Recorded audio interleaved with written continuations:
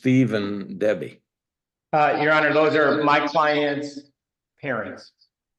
Oh, all right. This is a motion made by the plaintiff, and I'll explain that in a minute, for parenting time. The plaintiff is represented by Mr. Sherlin.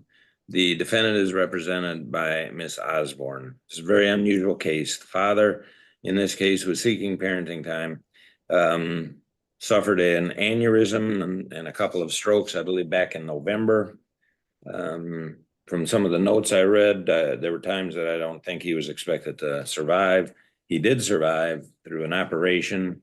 He is in Mary Free Bed for rehabilitation. I have no idea how long. I don't know what his condition is. And basically, there's a 9-year-old child who is admitted by everybody that has a great relationship with his father, but right now his father's in the hospital. Mr. Sherlin, I've read your request and I've read Miss Osborne's response. Basically, you're asking for some type of time. All right, guys, this courtroom just got real. The judge opens the session, and immediately, tension fills the room. A father once strong and active is now recovering from a life-threatening aneurysm and strokes. The court's here to decide if his 9-year-old son can see him while he fights to recover. The father's attorney steps up, determined to show progress, but no one knows how long recovery will take. It's not just a hearing, it's a battle between love, time, and survival. Let me make it real clear right now. I'm not going to change anything regarding custody. I think this is a temporary thing. I hope it is. We can deal with that at a later time, if it's necessary. Dad's recovering at Mary Free Bed, and you're trying to get some time where the child goes to see the father. That's correct, Your Honor. Mr. Sherlin? Yes, and so the update, and I'm really pleased to provide the court with an update that my client's parents just showed me a video of my client walking, albeit with assistance, but walking under his own power. Also, he's a keyboard player and he was actually playing the keyboard. He's texting, he's, all the right neurons are firing, and he's, coming back to be his old self. We don't know this for sure, but there's been discussion that he may be able to go home in 3 to 4 weeks. Again, nobody's given a discharge date, but there's been that discussion. So, I think it's fantastic, that the progression has been so strong. The father's lawyer drops a bombshell update. His client is walking again, texting, and even playing the keyboard. Against all odds, he's fighting his way back. The courtroom energy shifts from despair to hope. Everyone knows this is still temporary, but that small glimpse of progress gives life to the case. The attorney pleads for visitation, just a few hours a week for the child to see his father. It's not a demand, it's a cry for compassion. The tension rises. Your Honor, I appreciate the fact that you've read this. I'm just looking for something on a temporary basis, and here's the context of it. Before December 24th, there were 3 visits, and on the 3rd visit, the defendant suddenly shifted gears and said the only way that the minor child could have contact is if my client's parents were supervised by her husband. And well, you don't even have to go through that because that's not going to happen. That's not going to.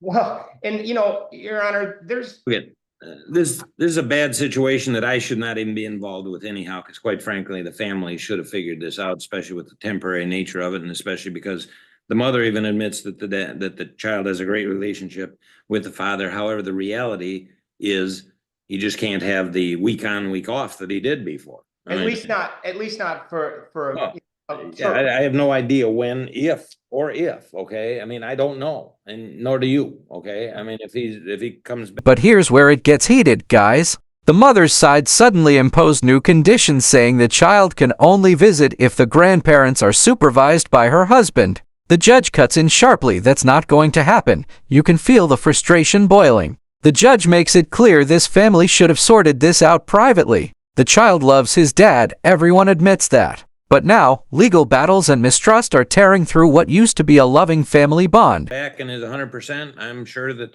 the court will look at it and give him back to it, okay? I don't know. And I'm glad he's making progress, but I The think. problem here, though, is the defendant she actually goes into the ICU and tries to hand him papers while he's in Well, the ICU. That's all done. It's in the past, okay? We're just, I'm not gonna paint her as a bad person at this point. I don't think she knew what to do. I mean, I'm not happy with that. She scheduled a custody, I think, motion in front of me when he was unconscious, and I said, I'm not gonna do it. I told my clerk, we're not gonna do this. It just isn't gonna happen, all right? I gotta know what's going on. All we're asking for, Your Honor, is, 2 evenings a week that my client's parents can facilitate until, we can revisit this when my client returns home, but just 2 evenings a week and then alternating weekends. And so here's the value of allowing my clients to do a Friday to Sunday. And one of these recent visits that was controlled, if you will, by the defendant's husband, they showed up right at The judge's patience wears thin. He's not here to play referee in family drama, especially when the father's health is fragile. He recalls how the mother even filed a custody motion while the father was unconscious in the ICU. That moment shocks the room pure disbelief. The judge refused to hear it back then, calling it inhumane. Now he's setting boundaries: temporary visitation only, nothing about custody changes yet. You can almost hear his unspoken warning: stop the chaos, focus on healing. My client's dinner time at the hospital. If we can let my client's parents facilitate this, then they can work the schedule that provides for optimum contact between father and son.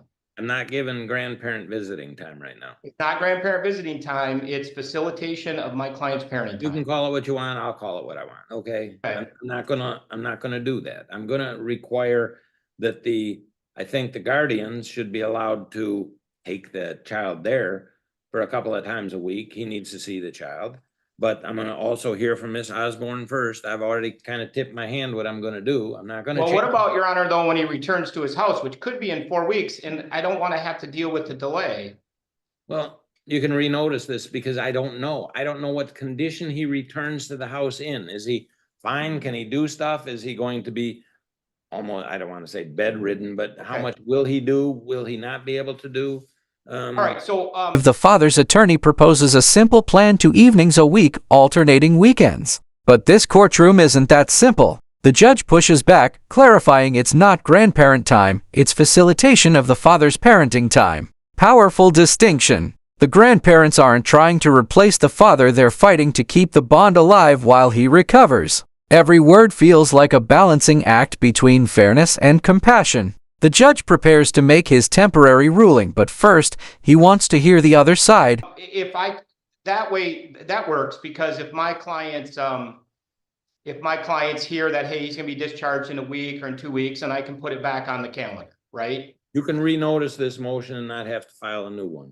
Okay, that'll work. Perfect. I appreciate that very Right, much. but I'm gonna urge Ms. Osborne and you to deal with this, okay, in a rational manner. Ms. Osborne, I'll hear from you now, please. Well, I would hear from you, but I can't hear you. Oh, can you hear us now? Yes, I can. All right, perfect. We are more than willing to help facilitate visitations between the minor child and the dad. And we are okay if the grandparents want to be the supervisors for those visits. We're okay with a couple of nights per week. The only issue that my client had was the overnight weekends with the grandparents that I she said didn't I'm think not was in gonna the do best that. interest. Right.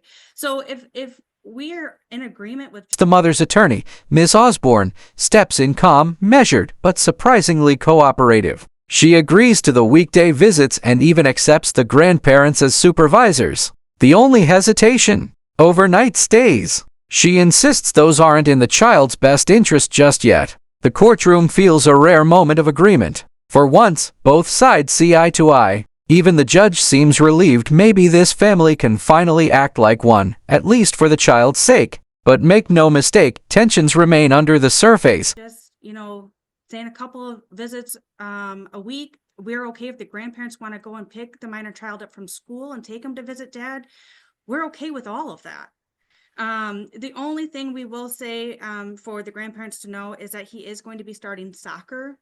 I think next week. Was it next week? It starts in February. Oh, it starts in February, so a couple of weeks. Hopefully dad's home by then. But for the month of January, you know, whatever days work for them, we can work out what days those are. But Well, you see, you know- I don't want to pick the days, but I have to if to make it enforceable unless I'm assured that he's going to get those days. I mean, I would think, here's my initial thought. He gets every Tuesday and Thursday evening, okay? By the time they pick him up and get him there and a few hours, obviously the child has to be supervised while there. You can't just leave a Correct. 9-year-old child at Mary Free Bed, okay? Correct. And there's no reason that he can't be home by 7 o'clock or something like this. This is a 9-year-old. You pick him up after school, and I mean, I would expect the grandparents probably. The judge begins laying down the law visits every Tuesday and Thursday after school, supervised at the rehab center, plus one long weekend day. He's stern but fair. This is for the child, he reminds everyone. His words hit hard. It's in the child's best interest that his father gets better. It's not just about visitation anymore, it's about emotional healing. The father's recovery and the son's love are now legally bound together. The order is temporary, but the impact is powerful. I don't know whether they get something to eat at the hospital or whether they get him something to eat and take him to see dad and do that every Tuesday and Thursday. And I would also suggest a longer period of time on Saturday or Sunday. I don't really care which, if one's better for it than the other. 4 or 5 hours to do that, that'd be fine. I'm not gonna give weekend parenting time right now, but unless I have to, and if I have to, I'll order it. This seems like something that I shouldn't have to do as a referee, because I'm not there. Everybody else knows what's going on at Mary Free Bed and how good he's doing and how that kind of stuff, okay? But I will tell you that I'm gonna order, if you want to put it into an order, 3 hours Thursday and Tuesdays and 5 hours on Saturday or Sunday, and that's the minimum. But somehow you got to work along with this. This is for the child, and I mean, I'm operating in the best interest of the child is what I have to, but there's a certain amount of it that is in dad's best interest, which also is in the child's best interest. As the ruling unfolds, the judge stresses one thing: cooperation. No interference, no drama. The father's recovery depends on peace, not conflict. The mother must let the child visit freely, and the grandparents must ensure everything runs smoothly. The judge warns, if anyone pushes their way in, I'll push them out. That line hits like a gavel strike. This is about unity, not control. Everyone nods in silence. The gravity of the court's tone leaves no room for rebellion.